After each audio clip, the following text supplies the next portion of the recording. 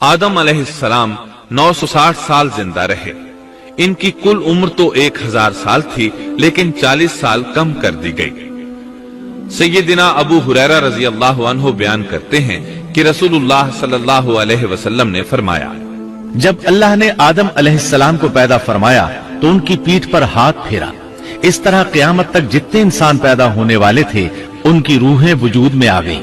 फिर हर इंसान की आंखों के दरमियान एक नूर रखकर आदम अलैहिस्सलाम के सामने पेश किया। उन्होंने पूछा, या अल्लाह, ये कौन है? अल्लाह ने फरमाया, ये तेरी औलाद है। इनमें से एक की पेशानी की चमक आदम अलैहिस्सलाम को बहुत अच्छी लगी। उन्होंने पूछा, या अल्लाह, ये कौन है? जवाब मिला, ये तेरी औलाद में से बहुत दूर जाकर हैं। इनका नाम दाऊद है। पूछा, इनकी उम्र कितनी है? फरमाया, 60 साल। आदम अलैहिस्सलाम कहने लगे, या अल्लाह, 40 साल मेरी उम्र में से इनकी उम्र में शामिल कर दे।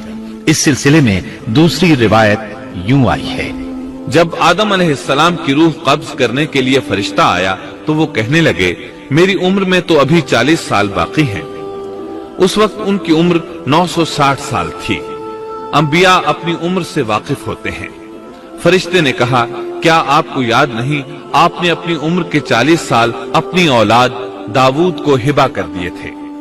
रसूलुल्लाह सल्लल्लाहु अलैहि वसल्लम ने फरमाया, चूंकि आदम अलैहिस्सलाम ने इनकार किया तो उनकी औलाद भी इनकार की आदी है।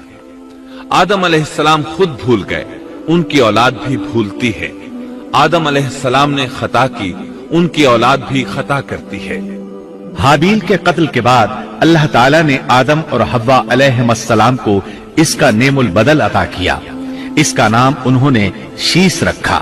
शीस का मतलब है अल्लाह का दिया हुआ तोहफा। हाबील के कत्ल पर आदम और हव्वा अलैहिस्सलाम दोनों बहुत गमगीन हुए, इसलिए अल्लाह ने बदले में उन्हें शीस अलैहिस्सलाम अता फरमाए। सैयदना अबू जर गिफारी रजी अल्लाह अन्हु से मरवी एक सही हदीस में है कि रसूलुल्लाह सल्लल्लाहु अलैहि वसल्लम ने फरमाया, अल्लाह ताला ने 104 सहीफे नाजिल फरमाए। उनमें से 50 सहीफे शीस अलैहिस्सलाम पर नाजिल हुए। इन सहीफों में ऐसे कवानीन, उसूल और ज़ाबिते थे जिनसे इंसानियत की जिंदगी मुनज़्ज़म होती है। शीस अलैहिस्सलाम ने आदम अलैहिस्सलाम से इल्म हासिल किया, लेकिन आदम अलैहिस्सलाम का तमाम इल्म वो हासिल न कर सके, इसलिए कि आदम अलैहिस्सलाम ने बिल मुशाफहा अल्लाह ताला से इल्म हासिल किया था और बहुत सी अशिया का इल्म अल्लाह ताला ने उन्हें सिखा दिया था। इसलिए वो तमाम उलमा से बढ़कर आलिम थे। शीस अलैहिस्सलाम ने आदम अलैहिस्सलाम से उलूम सीख कर लोगों को सिखाए। लोगों ने उनसे मुख्तलिफ उलूम, फनून और पेशे सीखे। उन्हें शहरों में रहने सहने के बारे में तालीम दी। दिन रात के हिसाबात से उन्हें आगाह किया और उन्हें बताया कि किन औकात में वो अल्लाह की इबादत करें और इबादत के तरीके उन्हें सिखाए। अहादीस में इसकी वजाहत मिलती है। इमाम अहमद रहमतुल्लाह अलैह बयान करते हैं कि अबू जमा सादी कहते हैं कि उन्होंने मदीने में एक शेख को लोगों से कलाम करते देखा तो उनके मुतालिक पूछा, ये कौन शख्स है? लोगों ने बताया कि ये उबई बिन काब रजी अल्लाह अन्हु हैं। बड़े सहाबा में उनका शुमार होता है। तमाम मुसलमानों से बढ़कर कुरान और उसकी तफसीर के आलिम हैं। अबू जमा फरमाते हैं कि उबई बिन काब रजी अल्लाह अन्हु उस वक्त ये वाकया बयान कर रहे थे कि जब आदम अलैहिस्सलाम की वफात का वक्त करीब आया तो उन्होंने अपने बेटों से फरमाया, मेरा जन्नत के फल खाने को जी चाहता है। जन्नत के फल दुनियावी फलों जैसे ही होते हैं। सेब, अनार, अंगूर, ये सब जन्नत में मौजूद थे। जन्नत के और दुनिया के फलों में फर्क ये है कि दुनियावी फल बदबूदार हो जाते हैं, जबकि जन्नती फल कभी बदबूदार नहीं होते। इसी तरह दुनियावी फलों का जायका आर्जी होता है, जबकि जन्नती फलों का जायका हमेशा बरकरार रहता है। इसलिए आदम अलैहिस्सलाम ने चाहा कि वो जन्नत के फल खाएं। चुनाचे उनके बेटे तलाश में निकल गए। उन्होंने अपने साथ कुल्हाड़े, कुदालें और टोकरियां ले ली। रास्ते में उन्हें फरिश्ते मिले। उनके पास आदम अलैहिस्सलाम का कफन और खुशबू वगैरह थी। उन्होंने पूछा, आदम के बेटो, किस चीज की तलाश में हो? कहां जा रहे हो?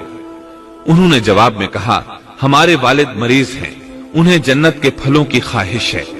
फरिश्ते उनके सामने इंसानी शक्ल में आए थे। उनकी बात सुनकर बोले, वापस जाओ, तुम्हारे वालिद फौत होने के करीब हैं।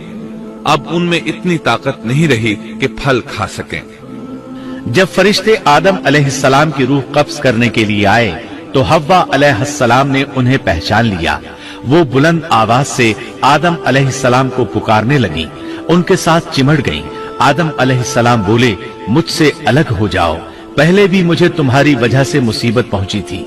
मेरे और मेरे रब के फरिश्तों के दरमियान से हट जाओ। फिर फरिश्तों ने आदम अलैहिस्सलाम की रूह कब्ज की, उन्हें गुस्ल दिया, कफन पहनाया, खुशबू लगाई, आपकी कब्र खोदी। फिर उन्होंने आदम अलैहिस्सलाम की नमाज़े जनाजा अदा की।